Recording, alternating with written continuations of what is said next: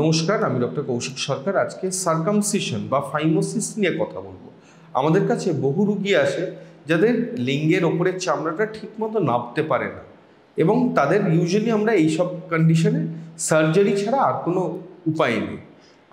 Usually পেশেন্টরা অনেক সময় চায় যে সার্জারি কেন স্যার, ওষুধের মাধ্যমে কিছু যদি করা সম্ভব হয়। একটা সময়ের পর এই অপারেশনটা করতেই হয়। তার মেন কারণটা হচ্ছে আমাদের লিঙ্গের নিচের যে চামড়াটা, এখান থেকে স্মেগমা বলে একটা জিনিস বেরোয়। এই স্মেগমা জিনিসটা কিন্তু কার্সিনোজেনিক, মানে ক্যান্সার করতে পারে, এবং এটা যদি রেগুলার পরিষ্কার আমরা না করি, এটা থেকে কিন্তু লিঙ্গের ক্যান্সার হতে পারে। আমরা একটি জাতের কথা জানি, যারা আমাদের মুসলমান ভাইরা, তাদের একটা কম বয়সেই তাদের সার্কামসিশন করে দেওয়া হয়। তার ফলে তাদের কিন্তু লিঙ্গের ক্যান্সারের ইনসিডেন্স কিন্তু অনেকটাই কম।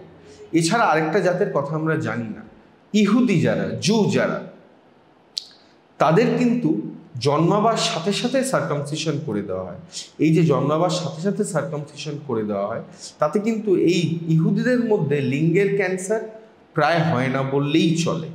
এই জন্যে যদি আপনি আপনার চামড়া ঠিকমতো না নাবাতে পারেন, লিঙ্গের ওপরের চামড়াটা রেগুলার পরিষ্কার না করতে পারেন, আমার মনে হয় সার্কামসিশন একটি নিরাপদ অপারেশন, এবং সেটা যতটা সম্ভব তাড়াতাড়ি করিয়ে নেওয়াটাই ভালো। একটা অত্যন্ত নিরাপদ অপারেশন। যেদিন আপনি অপারেশন করবেন সেদিনই আপনি বাড়ি চলে যেতে পারেন।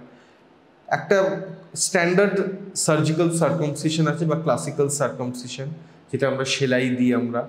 আরেকটা সার্কামসিশন আছে লেজার সার্কামসিশন, লেজার দিয়ে করা হয়, ডায়োড লেজার দিয়ে সার্কামসিশন। এছাড়া স্টেপলড সার্কামসিশন আছে।